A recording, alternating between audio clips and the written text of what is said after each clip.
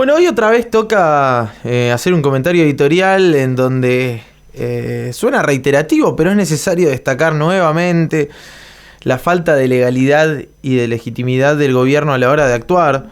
Porque otra vez el gobierno se sale con la suya y otra vez vuelve a instalar su agenda demagógica para ganar unos votitos más dentro de su núcleo duro. Y así, casi sin darnos cuenta, en un mes pasamos de discutir la doctrina Bullrich, ilegal y mortal, y lo repasábamos ayer, se está cobrando vidas hoy y todos los días. Pasamos de ahí a discutir la imputabilidad y ahora, cuando las causas de corrupción empiezan a diluirse, cuando ya no hay ruta del dinero acá porque descubren que aparentemente las personas que necesitaban involucrar no tenían nada que ver, cuando Comodoro Pi está de feria y no da noticias, o cuando la gente también deja de consumirlas, porque acá hay que decirlo, los medios de comunicación tienen muy bien estudiado hasta dónde insistir con las noticias o con ciertas noticias. Ahora llega la hora de la nueva estrella en el firmamento de Cambiemos, que es la extinción de dominio. Otra de las medidas más torpes y carentes de sustento jurídico que se han tomado desde que este gobierno llegó al poder, por cierto, mintiéndole a la sociedad. Pero para peor, la extinción de dominio que habilita al Estado a arrebatar bienes de personas sospechadas o personas con procesos judiciales en curso, llega de la peor forma. Porque como el gobierno no pudo hacer que salga a través del Congreso, termina sacándolo a través de un decreto de necesidad y urgencia. Esos decretos que tanto criticaban Patricia Bullrich, Laura Alonso y la propia Elisa Carrió cuando eran oposición. Esos decretos de necesidad y urgencia que calificaban de inconstitucionales cuando los hacía Cristina, pero que hoy son aplaudidos porque los hace Macri en pos de una falsa república que claramente en Argentina no existe y que cada día se deteriora un poco más. República que, por cierto, traicionan, porque este decreto no hace más que violar la Constitución, que violar la presunción de inocencia, claro, porque a partir de ahora, con la sola sospecha y el solo enseguecimiento de un juez revanchista, alcanza para secuestrar bienes ajenos. Y por cierto, si quisieran de verdad discutir la extinción de dominio, realmente saldrían perdiendo siempre. Porque es una herramienta muy pero muy mala, tan mala que en Estados Unidos, por ejemplo, y no hace falta que me crean a mí, pueden buscarlo y leerlo ustedes mismos, hoy en día se está discutiendo cómo hacer para desarmar su ley de extinción de dominio, porque allí en Estados Unidos la justicia no para de cometer excesos que al Estado le terminan saliendo carísimos, porque decomisan preventivamente bienes de supuestos corruptos que finalmente no logran demostrar su culpabilidad y el gobierno termina devolviendo los bienes y pagando fortunas de intereses justamente por el usufructo ilegítimo que hizo de esos bienes. Entonces, si de verdad quisiéramos una ley de extinción de dominio seria, la estaríamos discutiendo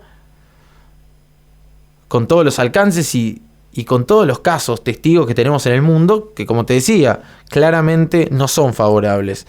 Pero lo que más me llama la atención no es la medida en sí misma, que es de esperar de un gobierno tan vendehumo y tan carente de logros para demostrar, sino quién la impulsa, ¿no? Y parece redundante, pero la verdad es que no puedo dejar de preguntarme en qué momento dejamos que Mauricio Macri logre venderse como un referente de la transparencia o de la honestidad, o mejor dicho, en qué momento sucedió eso, ¿no? ¿Desde cuándo Macri resulta que es un referente de transparencia? Porque si hay alguien que hubiera sido perjudicado por este decreto tan nefasto de extinción de dominio, que es tan pero tan mediocre, es el propio presidente, a quien por cierto no le puedo atribuir una categoría mucho más alta que mediocre tampoco. ¿Sería bueno aplicar la extinción de dominio sobre los bienes de Macri y de su familia? Digo, por ejemplo, los Macri nunca jamás explicaron su implacable crecimiento patrimonial durante la última dictadura cívico-militar. ¿No sería bueno aplicar la extinción de dominio sobre los Macri, que todavía deben explicaciones de las cloacas de Morón y los millones que se desviaron de la mano de Rousselet? Ya que hablamos de extinción de dominio y ya que hablamos de recuperar bienes de la corrupción, ¿no sería bueno saber qué hubiera pasado con los bienes de los Macri en los 90 con este decreto? Cuando fueron procesados por contrabando de autopartes desde Uruguay a través de la firma Sebel. A ellos, para suerte de ellos, no les tocó esta justicia revanchista, sino más bien todo lo contrario. Te recuerdo que los Macri fueron salvados y absueltos por la corte con mayoría automática de Carlos Saúl Menem en esa causa. Que estaban procesados, que iban prontos a ir a juicio oral, que el fiscal había pedido 5 años de condena. Y ahora resulta que Macri es transparencia. Macri, que supo acumular más de 200 causas penales a lo largo de su vida, los Macri, que hicieron su plata gracias a la relación promiscua con lo más putrefacto de la corrupción política local. Los Macri, que donde tenían un negocio mantenían una historia de coimas, evasión y estafas detrás. Los Macri, que le deben todo lo que tienen al Estado y a la clandestinidad, ahora nos van a enseñar de transparencia, ¿de verdad? ¿Con qué autoridad moral Macri puede autorizar el decomiso de bienes ajenos si todavía no pudo explicar cómo es que intentó autoperdonarse 70.000 millones de pesos de deuda con el Correo Argentino? Es decir, con todos nosotros, con la sociedad argentina. Y si primero lo paga, ¿con qué autoridad Macri puede hablar de extinción de dominio si sigue sin dar la cara por la plata lavada durante la última campaña a través de miles de aportantes truchos? Macri es el mismo que sigue sin explicar cómo es que hizo un blanqueo para que traigan la plata a sus amigos y sus familiares. Macri es el que sigue sin explicar por qué su hermano blanqueó 600 millones de pesos y él solo tiene 100. Macri, los que siempre corrieron más rápido que la liebre a la hora de evadir la ley. Los Macri son esos que siempre que pudieron estafarnos, saquearnos y dejarnos pagando a todos nosotros por sus deudas, lo hicieron.